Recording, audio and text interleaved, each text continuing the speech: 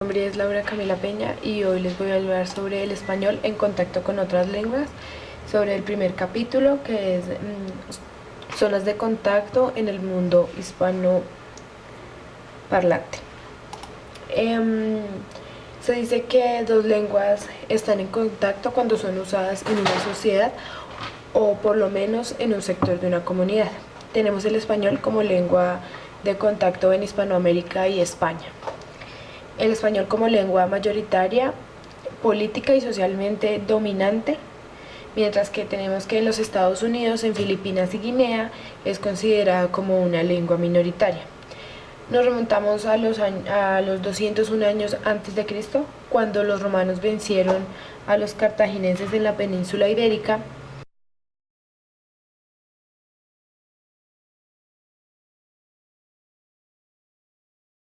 e introdujeron variedades del latín vulgar, en los cuales influenciaron otras lenguas habladas en ese entonces en la península itálica. La inestabilidad sociolingüística del latín vulgar dio lugar a varias lenguas regionales mayores, constituyendo varias lenguas romances como lo eran el gallego portugués, el austranio ionés, el castellano aragonés y el catalán. En los siglos posteriores, el vasco tuvo gran incidencia lingüística en el castellano, que más tarde fue considerado como el español debido al dominio político de los castellanohablantes en la formación de la nación española, puesto que ni el vasco ni el castellano eran lenguas escritas. A pesar de los fervientes esfuerzos de la corona de Castilla en los siglos posteriores por imponer su lengua en toda España, otras lenguas surgieron, siendo vitales como el vasco, el catalán y el gallego.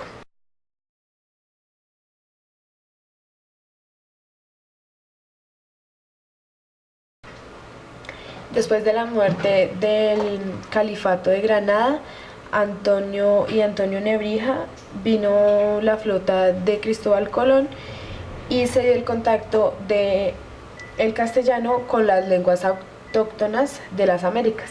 Se dio el contacto con el náhuatl, el maya, el quechua, el aymara y el guaraní, con diversas lenguas que llegaron con el tráfico de esclavos que venían desde África y llegaron a Cuba, a República Dominicana, Puerto Rico, Panamá, las costas de Venezuela y Colombia, Ecuador y algunas zonas costeras alejadas de México, dejando huella en el español colonial en cuanto a lo fonológico, morfológico y sintáctico.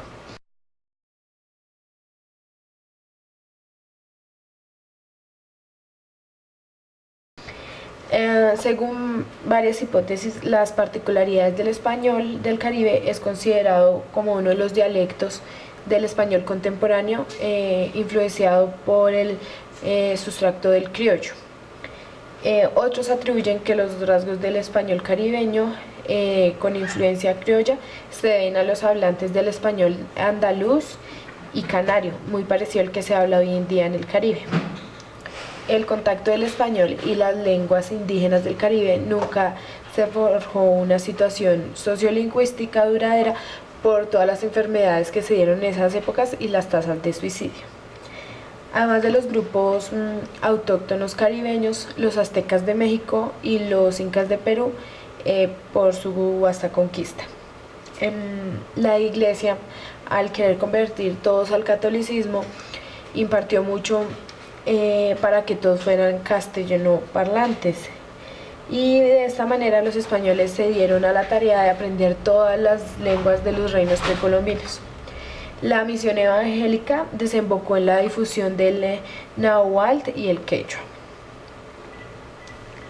Casi 5 siglos después de la llegada de los primeros hispanohablantes, el continente sudamericano, la mayoría de la población andina todavía era hablante del quichua, el quechua y el aymara. Las zonas de contacto entre el español y las lenguas indígenas de Sudamérica se extiende por el interior de Colombia, el Ecuador, hacia Bolivia, Paraguay, en donde aún se mantiene el guaraní. Esta zona se puede considerar como una de las zonas vitales del contacto en el mundo hispánico y estudios lingüísticos de las últimas décadas.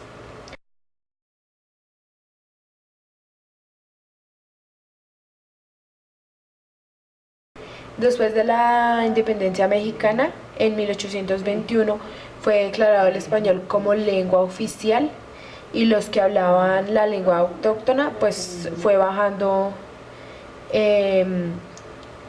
eh, que hablaran esta lengua, a pesar de que los esfuerzos de los arqueólogos y del orgullo nacional por no terminar con sus lenguas. En Perú se otorgó el castellano y el quechua como una lengua oficial. En Paraguay aún hablan guaraní, después de un censo que se hizo en el 2002, aunque documentan que usan esta lengua para reuniones familiares, para bromear entre los amigos, y reservan el castellano para algo más formal. Argentina tuvo una influencia europea, la presencia británica también tuvo presencia británica, que los influenció y llegaban a este país de italianos y españoles.